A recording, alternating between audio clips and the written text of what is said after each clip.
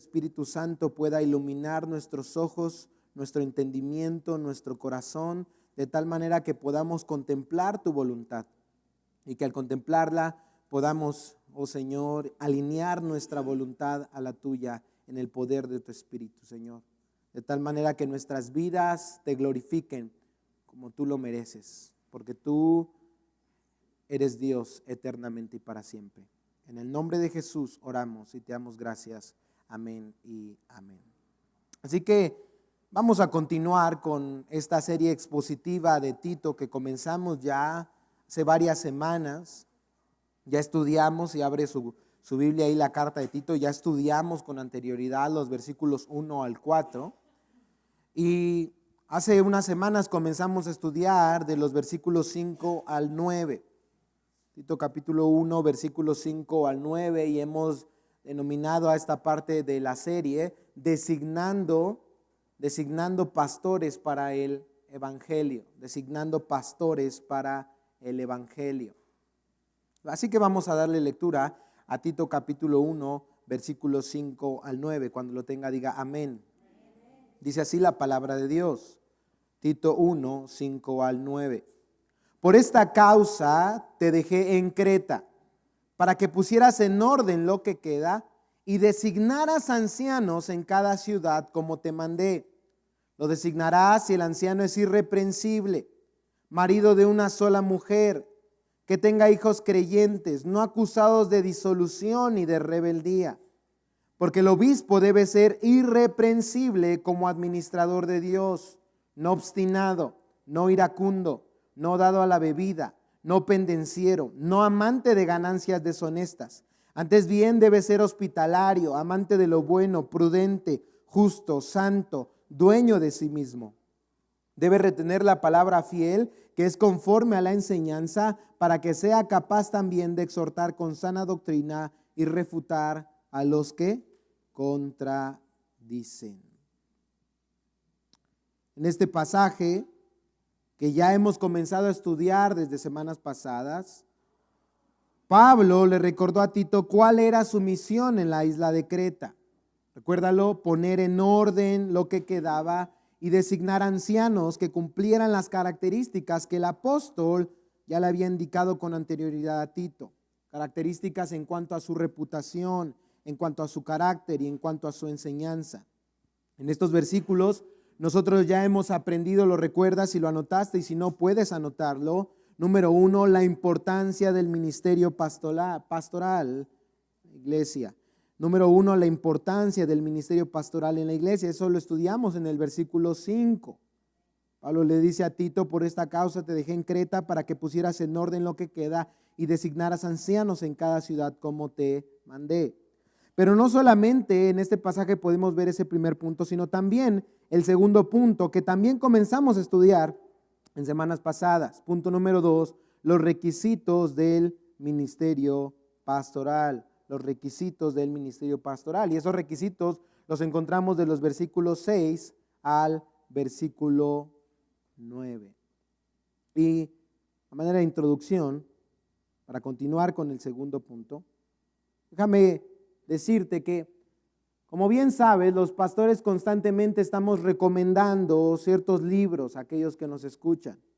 Libros sobre matrimonio, libros sobre vida cristiana, libros sobre adoración, libros sobre crianza, sobre finanzas bíblicas, etc.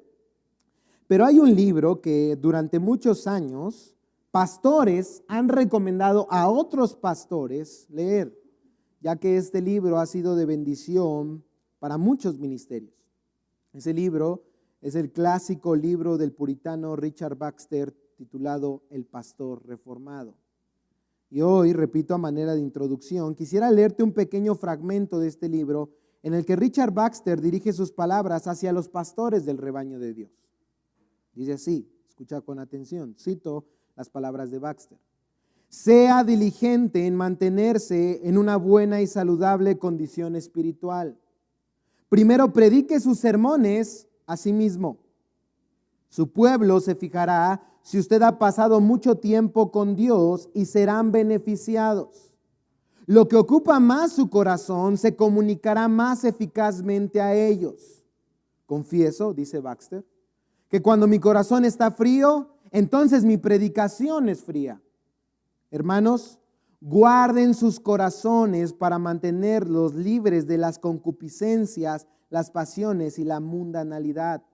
Mantengan su fe, su amor y su celo. Pasen mucho tiempo en comunión con Dios. Si no hace esto, entonces todo irá mal. Si usted cede ante el orgullo o cae ante el error, entonces usted será una maldición en lugar de una bendición para el pueblo de Dios. Por lo tanto, pastor, tenga cuidado tanto para su propio beneficio como para el de otros. Escucha bien. Asegúrese de que su estilo de vida no contradiga su enseñanza. De otro modo, terminará deshaciendo todo el bien que pudiera haber hecho. Si nuestras vidas son inconsistentes, la gente pronto pensará que hay muy poca verdad en el cristianismo y que nuestra predicación es solamente palabrería. Una sola palabra de soberbia, una explosión de enojo o un solo acto egoísta pueden destruir rápido todas sus labores. Si usted no anhela el éxito del evangelio, entonces ¿por qué está en el ministerio? Dice Baxter, es extraño ver cómo algunos predican muy cuidadosamente, pero viven descuidadamente.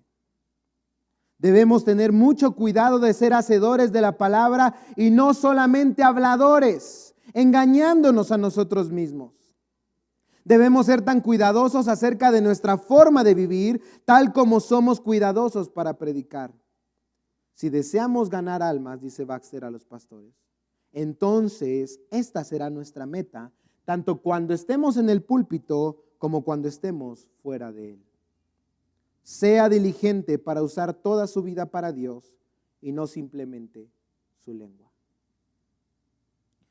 Richard Baxter, hermanos, entendía muy bien la importancia del ministerio pastoral y la importancia de que todo hombre que ocupara ese ministerio cumpliera los requisitos que la palabra de Dios demanda. Nosotros dijimos con anterioridad, comenzando a estudiar estos pasajes, Tito 1, 6 al 9, que el llamado para el pastor en una sola palabra es ser, dilo fuerte, irreprensible. ¿Lo recuerdas? Irreprensible. El llamado para el pastor en una sola palabra es ser irreprensible. Pero podría surgir la pregunta, bueno hermano, ¿y cómo se ve una vida irreprensible? Y para responder a esa pregunta es necesario entender, lo dijimos en semanas pasadas, que esta palabra irreprensible en Tito 1:6 encabeza la lista como un término general de toda una serie de conductas a continuación.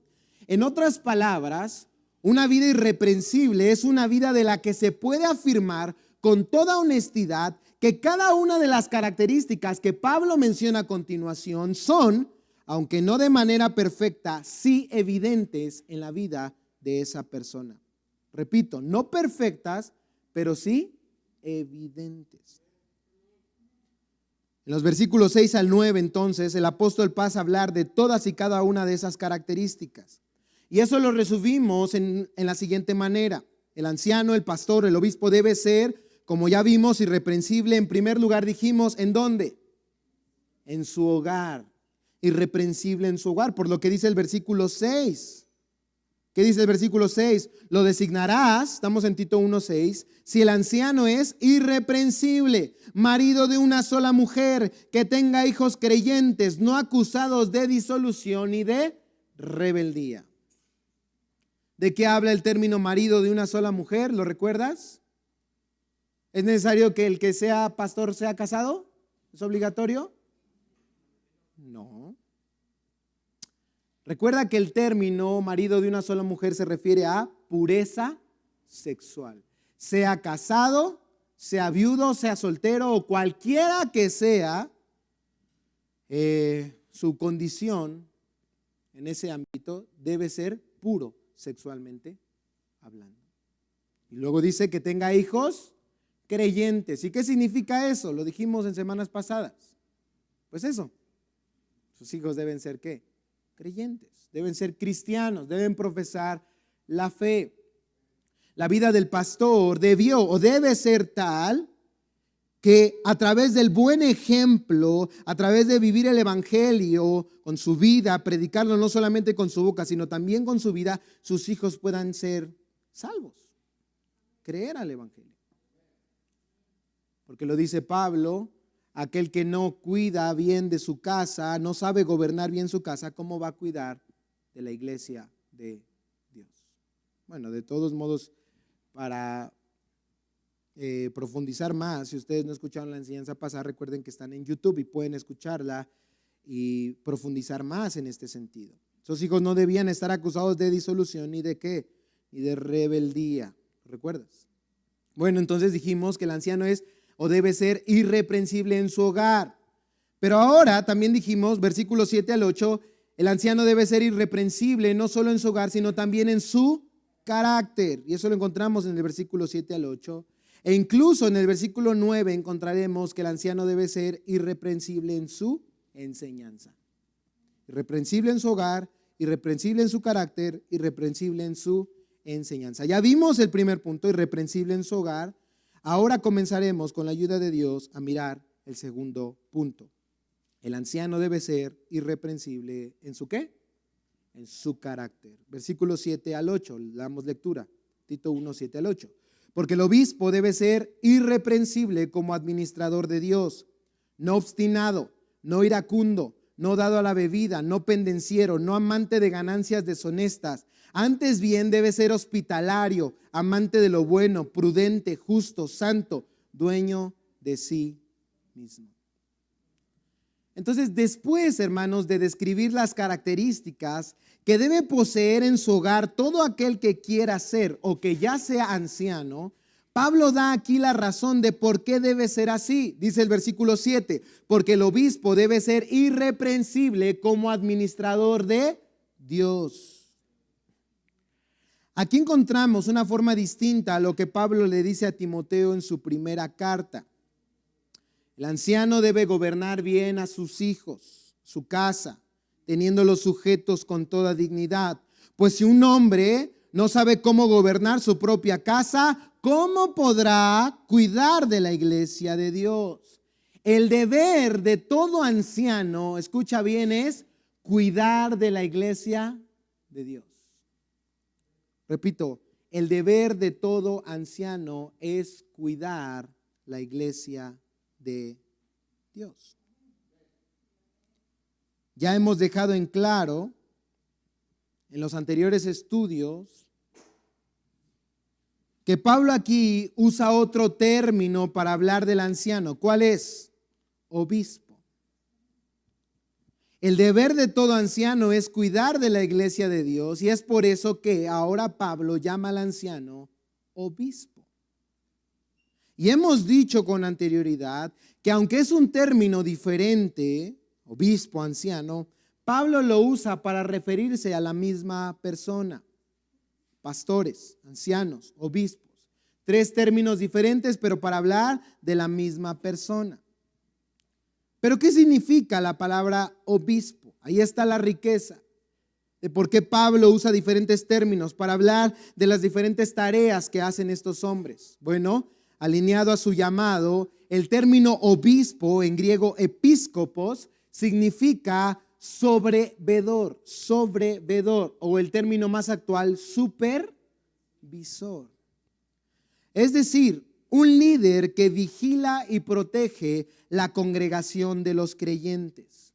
Este término que aparece en Tito 1:6, donde estamos estudiando, Tito 1:6, puede ser traducido también como guardián.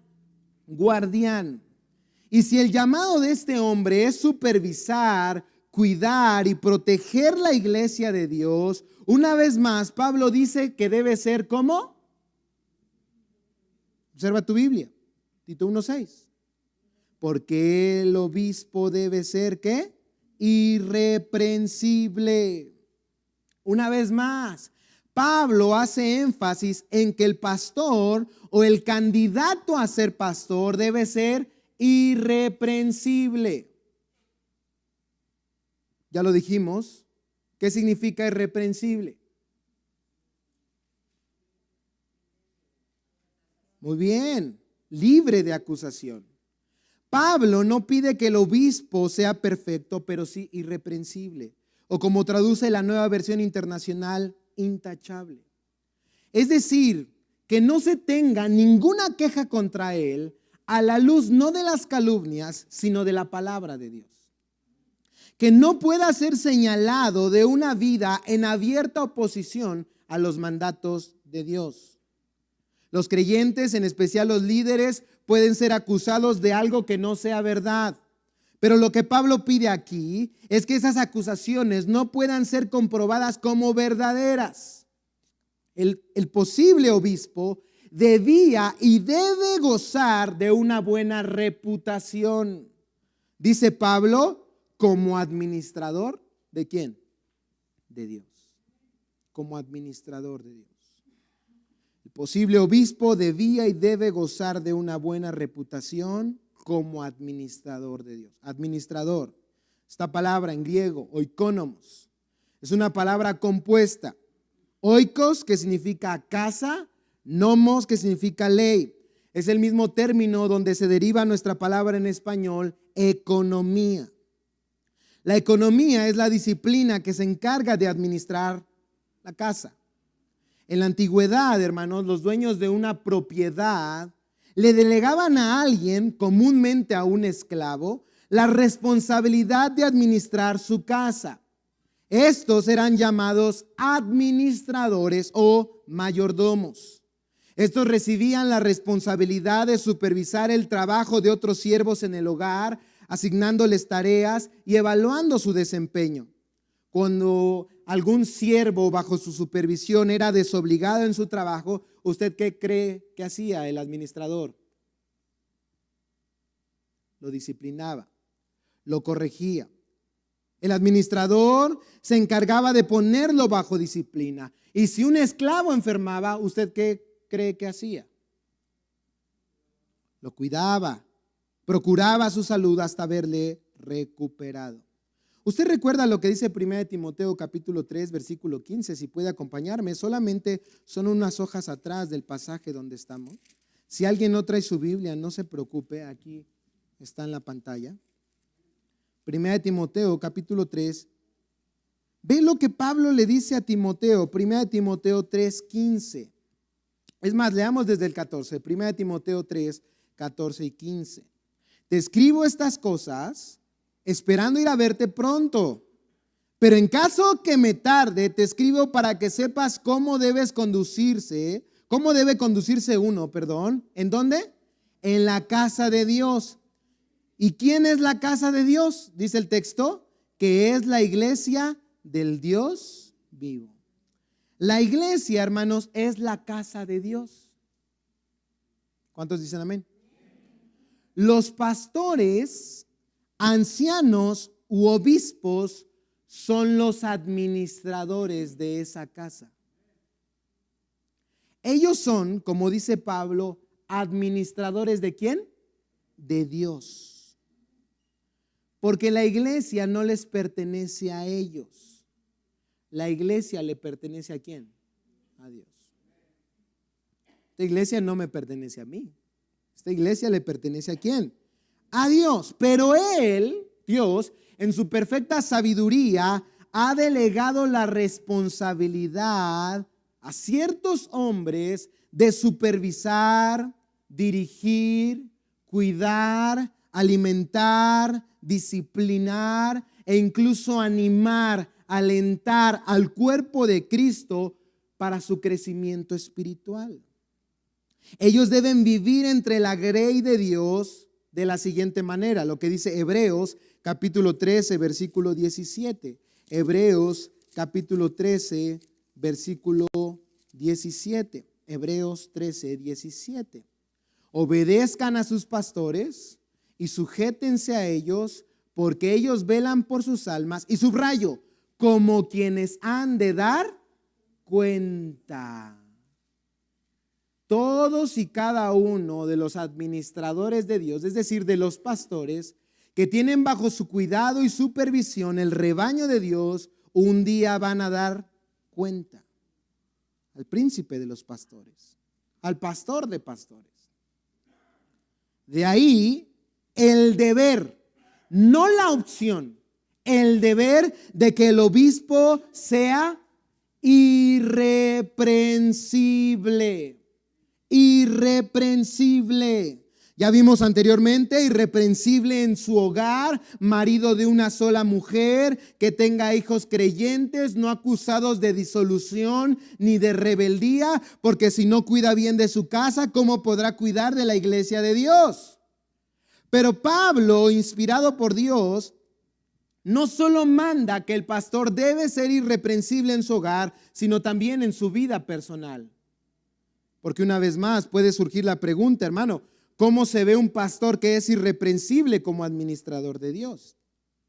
Y gracias a Dios que no hay que dejar a nuestra imaginación la tarea de describir cómo se ve esto. Bueno, para ti que es irreprensible, bueno, y para ti que es irreprensible, y para mí que es irreprensible. No, solo es necesario ir a la palabra de Dios. Porque a continuación, regresando a Tito 1:6, el apóstol Pablo pasa a dar una lista de 11 adjetivos que describen a un pastor irreprensible como administrador de Dios.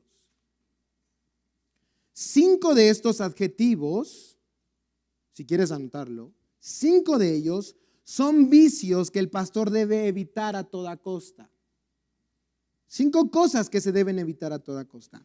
Y 6 de esos adjetivos son virtudes que el pastor debe buscar que formen parte de su vida con todas sus fuerzas. La verdad, dudo mucho, hermanos, que vayamos a terminar el día de hoy de contemplar los 11 adjetivos. Les invito a que podamos continuar la siguiente semana también. Y yo les pido una disculpa si nos hemos extendido en este estudio, pero creo firmemente que en este tiempo que como iglesia estamos atravesando y que el Señor está levantando a ministros, a líderes en medio de su iglesia, es importante que meditemos en este tema para ser obedientes a la palabra de Dios. Entonces, les agradezco su paciencia que me han tenido para ir explicando palabra por palabra a la luz de la misma escritura.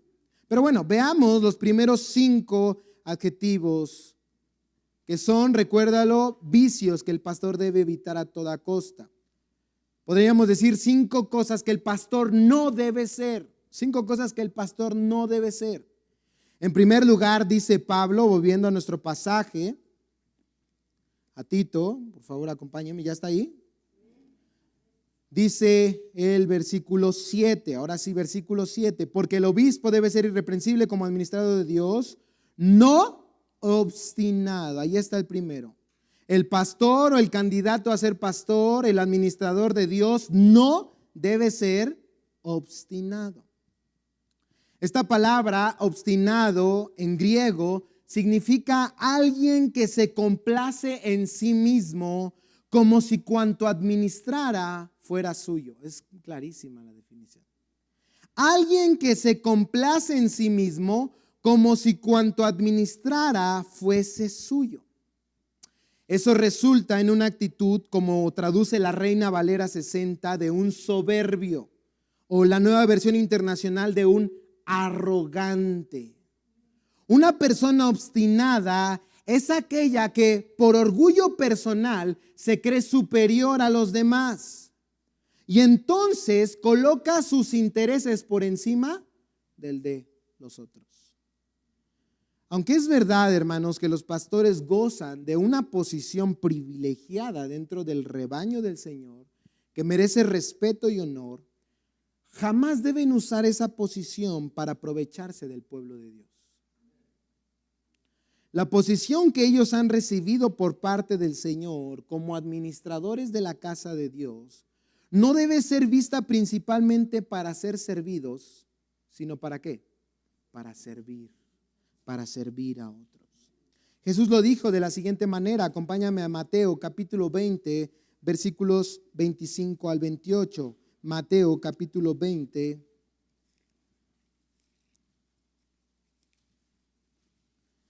versículos 25 al 28. ¿Ya lo tienen?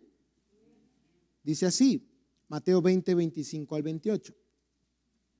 Pero Jesús, llamándolos junto a él, dijo: Ustedes saben que los gobernantes de los gentiles se enseñorean de ellos y que los grandes ejercen autoridad sobre ellos. ¿Está usted de acuerdo? Digo, una persona que es líder, pues es a la que se le sirve, ¿no? En el mundo. Es a la que se procura su bienestar y entonces con campanas y bombos se le recibe y toda la cosa. Pero ¿qué dice Jesús? Versículo 26. No ha de ser así entre ustedes, sino el que entre ustedes quiera llegar a ser grande será su ¿qué? Su servidor. Y el que entre ustedes quiera ser el primero será ¿qué? Su siervo. Así como el Hijo del Hombre no vino para ser servido, sino para servir y para dar su vida en rescate por muchos.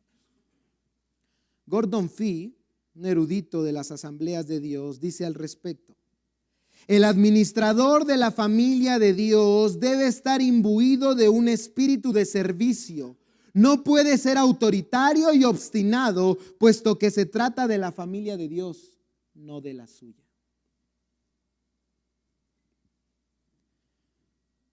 La escritura, hermanos, es clara cuanto a esto.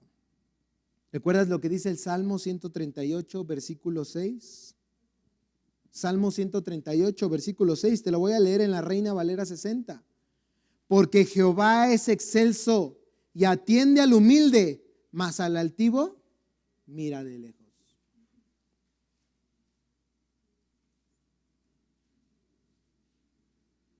Entonces, todos aquellos que vean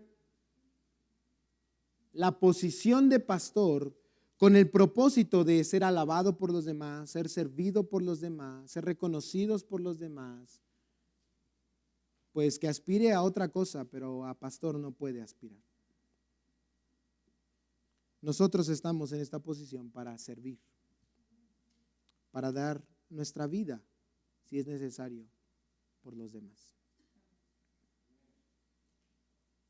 Dice Proverbios capítulo 16, versículo 18. No es necesario que lo busques. Igual lo leo en la Reina Valera 60, Proverbios 16, 18. Antes del quebrantamiento es la soberbia y antes de la caída la altivez de espíritu. Es triste, hermanos, que por ejemplo el término siervo de Dios, que aunque es verdad, no niego que la escritura le da un sentido de honor, ser siervo de Dios, pues en realidad recuerda que cuando estudiamos la palabra original es un título que nos debería mantener humildes. Somos esclavos de Dios. O sea, no me imagino a alguien ahí en la calle faranduleando, yo soy esclavo, ¿no? No me imagino a alguien así. Entonces, en lugar de decir siervos de Dios, déjame decir siervos inútiles somos, porque solamente hacemos lo que tenemos que hacer. Y como decía un pastor, y me gusta mucho, levante la mano quien ya hizo de aquí lo que tenía que hacer. Entonces, ni a siervos inútiles llegamos a veces. ¿Están de acuerdo? Entonces, hermanos, no debe tener en nuestro corazón el orgullo, la jactancia. Yo soy el pastor, ¿no? Pues Dios, hermanos, está aquí haciendo la obra en su iglesia y Él está levantando líderes. Y a mi papá no le gusta, me decían, no le gusta mucho esa palabra líder, ¿no? A veces se puede malentender. Él decía, mejor hay que llamarles responsables. Porque es verdad, hermanos, a veces el orgullo en nuestro corazón nos engaña y pensamos que al ser líderes entonces los demás están en la obligación de servirnos. Pero entendamos, hermanos, que al ser líderes en la iglesia de Dios, no es porque tenemos una posición superior a los demás, todo lo contrario, es porque somos los que servimos más, los que estamos primero, los que estamos poniendo el ejemplo. Dios nos ayuda, hermanos. Un pastor no debe ser obstinado. En segundo lugar, de lo que un pastor no debe ser, Pablo dice, observando tu Biblia, regresando a Tito, capítulo 1, versículo 7, en segundo lugar de lo que un pastor no debe ser, Pablo dice que el administrador de Dios no debe ser un ¿qué? Un iracundo. Un iracundo. En el griego esta palabra se refiere a una persona que fácilmente se deja llevar por la ira. Si quieres anotarlo. una persona que fácilmente se deja llevar por la ira. Esta palabra en el griego no se refiere a momentos de enojo ocasionales, aunque estos tampoco son agradables a Dios, sino más bien esta palabra se refiere a una inclinación constante a la ira. Como decimos coloquialmente, un mecha corta. Alguien que no es capaz de controlar su enojo, sino que deja que el enojo lo controle a él. Esa persona no puede ser pastor. Una vez más, esto no significa que a los pastores jamás los vamos a ver enojados. En momentos de tensión cualquiera de nosotros puede caer en enojo, ¿no es cierto? Cualquiera de nosotros. Pero lo que se pide en la vida de un pastor es que ésta no sea la constante en su vida. Oh, hermanos, cada vez que veo, está enojado. Unos chicharrones con salsa o un bubulubo para que se alegre la vida. Yo sé, hermanos, que va a haber momentos en nuestra vida como líderes que tengamos que ponernos serios y que tengamos que ser firmes en las decisiones que se toman para el servicio a Dios, porque exacto, el servicio es ¿para quién? Para Dios. Pero jamás debemos olvidar lo que dice la palabra de Dios. Mira lo que dice Proverbios, capítulo 16, versículo 32. Proverbios,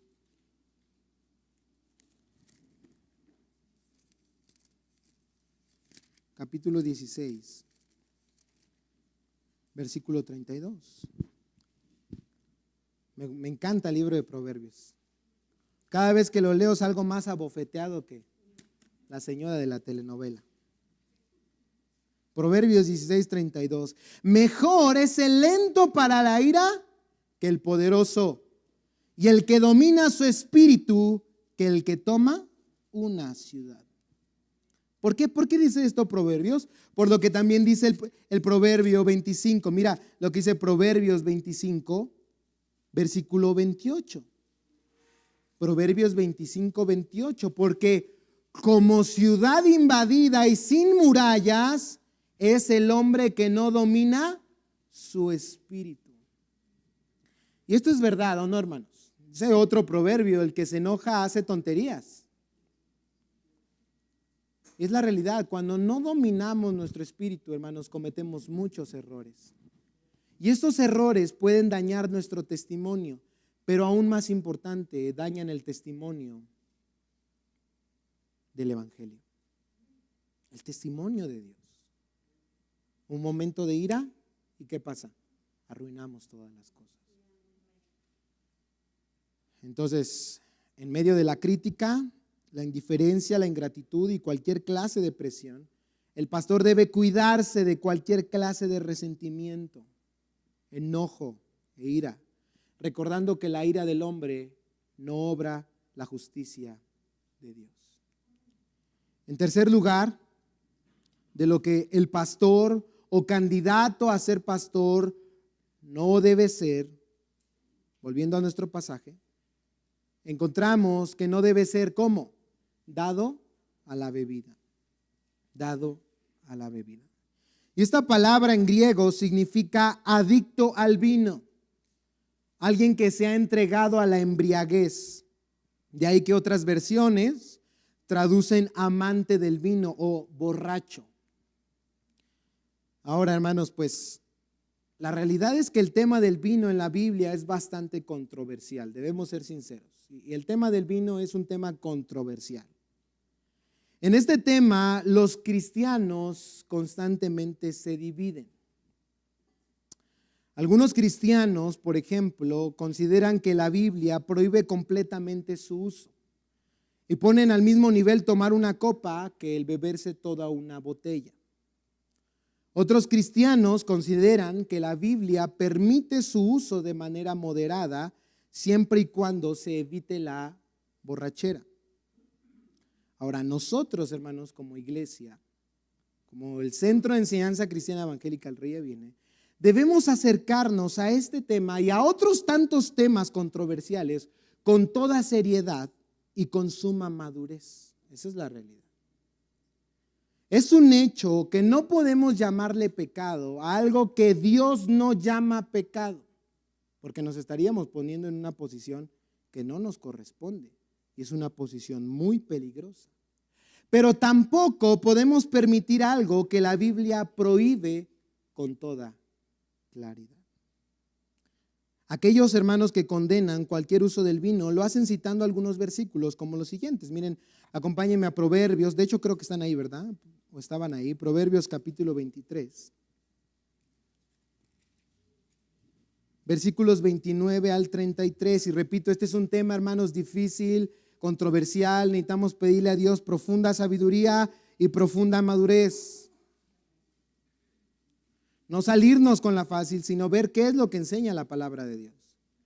Proverbios 23, versículos 29 al 33. ¿Ya lo tienes? Dice así: ¿de quién son los ayes? Es decir, el ay de dolor.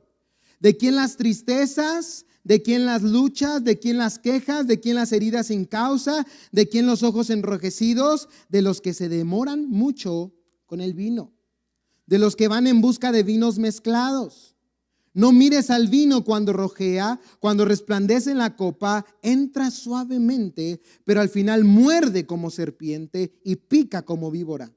Tus ojos verán cosas extrañas y tu corazón proferirá perversidades. Bueno, repito, aquellos que condenan cualquier uso del vino lo hacen citando este versículo y también pasajes, lo conocemos bien, Efesios 5:18. ¿Qué dice Efesios 5:18, hermanos? No os embriaguéis con vino en el cual hay disolución, sino sean ¿qué? Llenos del Espíritu. Ahora, los que se encuentran en la otra posición argumentan que si la Biblia condenara cualquier uso del vino, esto generaría un conflicto con bastantes versículos de la Biblia. Mira, acompáñame a lo que dice el Salmo 104, versículo 15.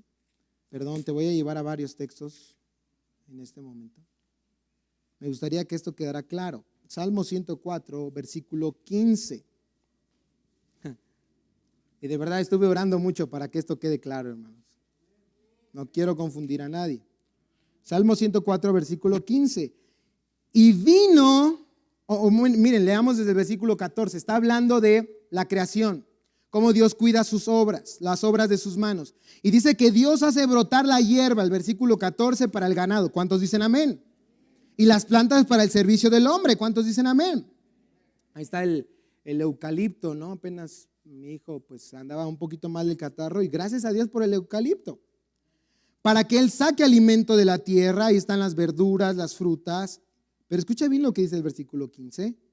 Y vino que alegra el corazón del hombre. Bueno, ahí está uno.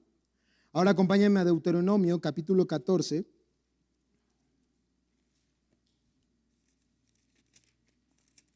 Deuteronomio capítulo 14, y en lo que lo encuentras, déjame te doy un poquito de contexto acerca de estos versículos. Dios está recordando a la nueva generación, la generación que va a entrar a la tierra prometida, la ley que Él dio a Moisés. Y las leyes que encontramos en Deuteronomio 14 a partir del versículo 22 son leyes acerca del diezmo. El diezmo. Y mira, una de esas leyes que está relacionada cuando alguno de ellos no podía ir a entregar esos diezmos por alguna situación. ¿Cuál era el llamado de parte de Dios? Deuteronomio capítulo 14, versículo 26. ¿Ya lo tienes? Deuteronomio 14, 26. Podrás gastar el dinero en todo lo que tu corazón apetezca, en vacas u ovejas, en vino o sidra o en cualquier otra cosa que tu corazón desee. Una versión, creo es la NBI, traduce en vino o en cualquier otra clase de bebida fermentada. Bueno, uno más y ya. Está en Isaías capítulo 25. Isaías capítulo 25.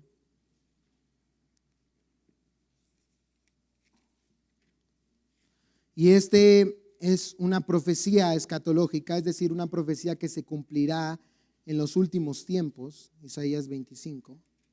Y mira la analogía que Dios usa a través del profeta Isaías para hablar de lo que nos espera en la eternidad. Isaías capítulo 25, versículo 6. Isaías 25, 6.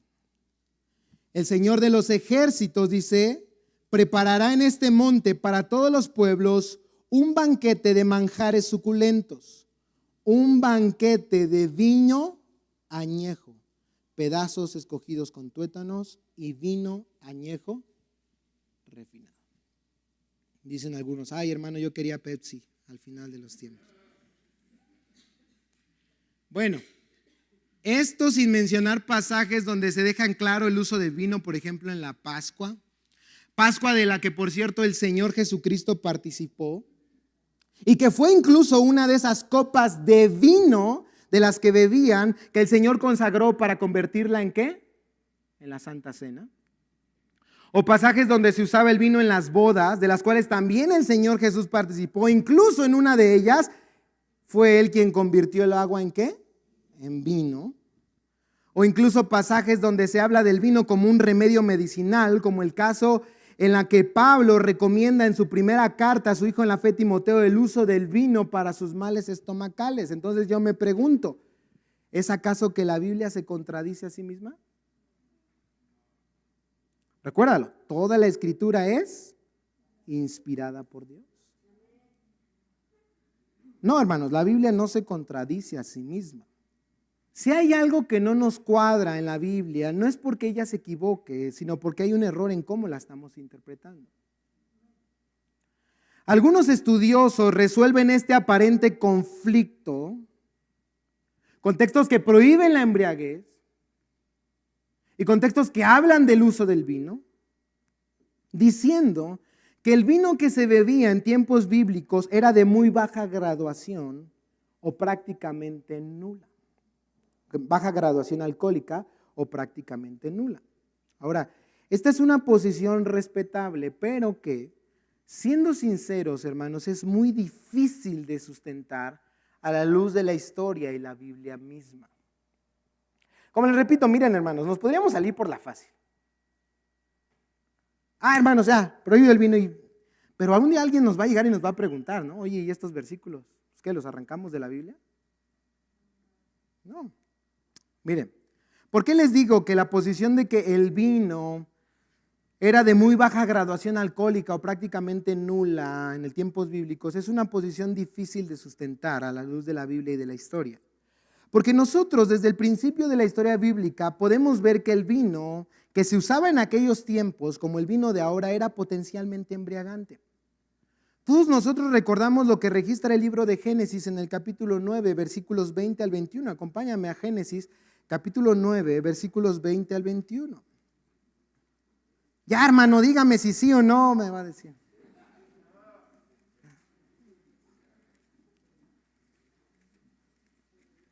Le hace mucho de emoción, hermano. Génesis 9, 20 al 21. Noé comenzó a labrar la tierra y plantó una viña. Bebió el vino y ¿qué pasó? Y se embriagó y se desnudó en medio de su tienda. Esto en el Antiguo Testamento, entonces vemos que el vino era embriagante. Tenía grado alcohólico.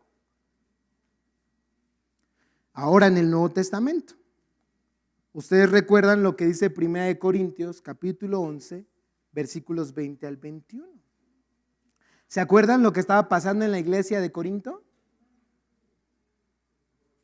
¿Qué estaba pasando? En esas comidas que eran conocidas como ágape, comidas cristianas del amor, llegaban primero los ricos para comerse todo, para beberse todo. Y parte de esa bebida que usaba la iglesia en Corinto era ¿qué? Vino. ¿Y qué pasa? Al ser unos golosos, unos egoístas, dice 1 Corintios 11, 20 al 21. Por tanto, cuando se reúnen, esto ya no es comer la cena del Señor, porque al comer cada uno toma primero su propia cena y uno pasa hambre y otro se embriaga. Ahí está. Antiguo Testamento, vino que embriagaba, que podía embriagar. Nuevo Testamento, vino que también podía, ¿qué? Embriagar.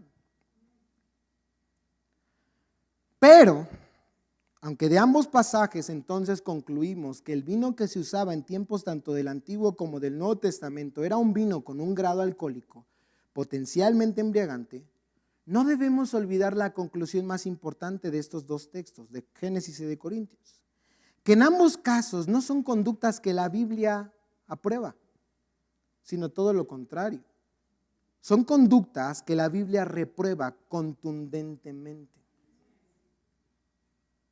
Tanto la embriaguez de Noé como la embriaguez de los corintios trajeron graves consecuencias a sus vidas. Sabemos que en la iglesia de Corinto algunos habían recibido ya disciplina del Señor a través de enfermedad, e incluso algunos a través de ¿qué?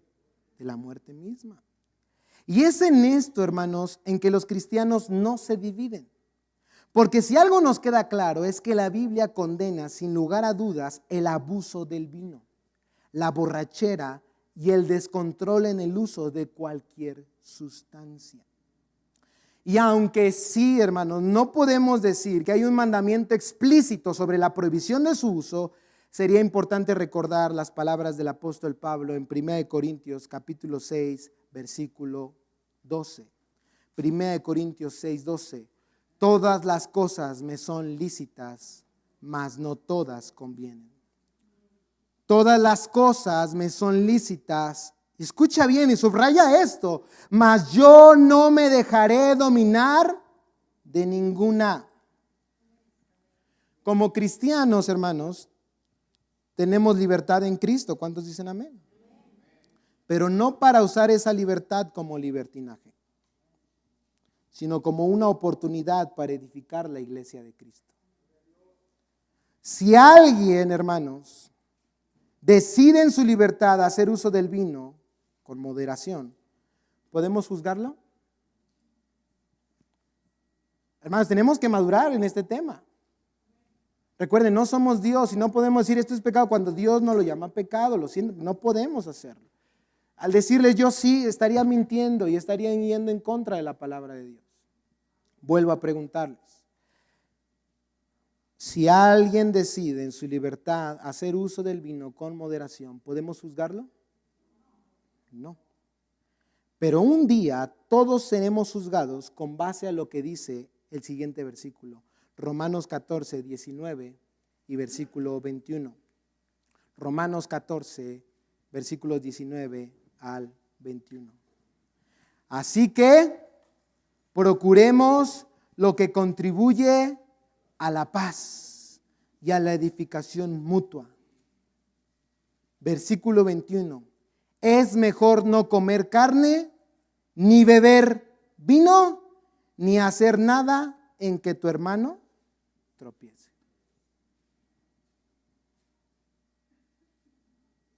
Y yo diría, bueno, y ni que tropieces tú, ¿no?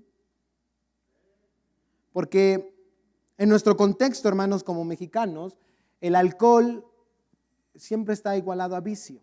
¿Están ustedes de acuerdo? Y la realidad es que muy pocas personas hacen del vino un uso moderado. La realidad, hermanos, es que en las fiestas en nuestro país constantemente el uso del alcohol es con el propósito de embriagarse. Esa es la realidad. Y eso lo condena la palabra de Dios con toda claridad. Entonces, hermanos, si tú te conoces, sabes que dices una no es ninguna, pues te recomiendo que restringas tu vida de esto. Y que también, como hermanos, crezcamos en maduración. Y cierto, si vemos a alguien hacer, no lo vamos a juzgar, no lo vamos a condenar, no lo vamos a señalar. No somos mejores que ellos por no tomar.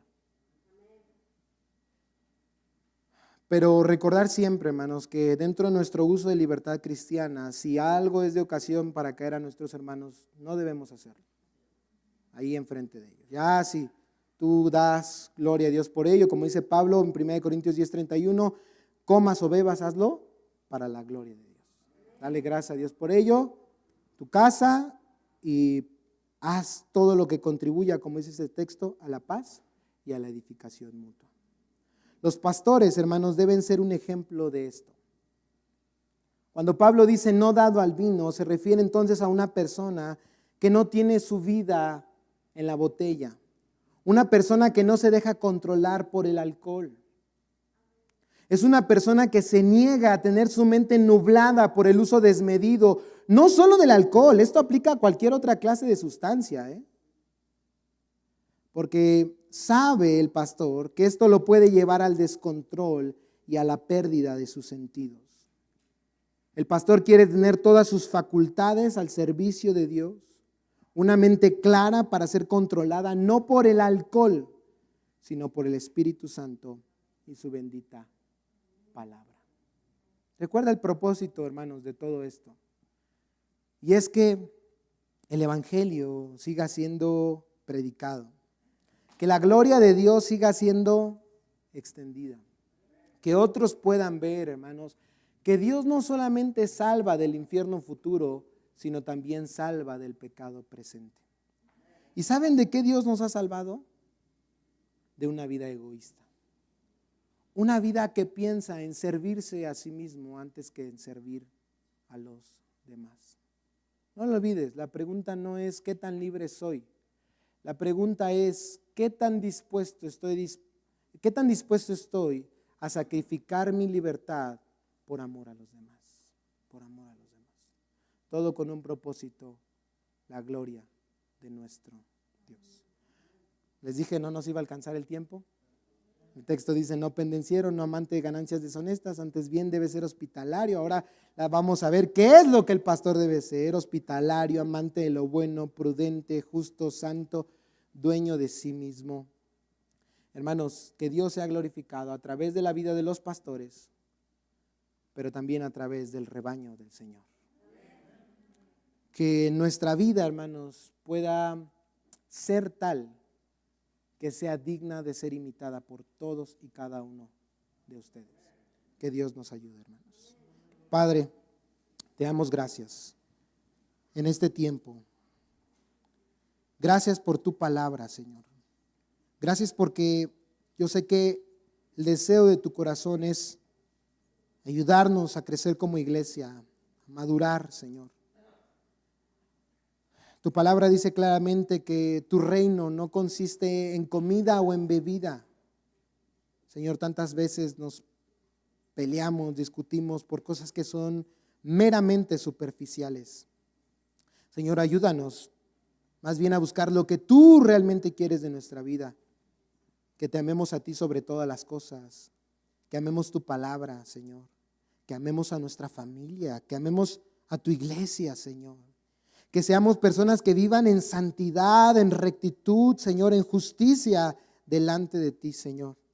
Ayúdanos, amado Dios. Que el poder de tu Espíritu Santo siga obrando en nuestra vida. Y al ver estos requisitos, Señor, para los pastores, que no es más que otra cosa, Señor, que los requisitos que cumple un cristiano maduro, todos y cada uno de nosotros podamos reconocer que no podemos en nuestras propias fuerzas, que necesitamos de tu ayuda, de tu guía, de tu luz, de tu dirección en nuestra vida, Padre. Ayúdanos, amado Dios. Guarda tu palabra en nuestro corazón. Trae consuelo a aquel que está desanimado. Fortaleza, Señor, a aquel que ya no tiene fuerza, Señor. De tal manera que tú seas glorificado en nuestra vida. En el nombre de Jesús oramos y te damos muchas gracias. Amén y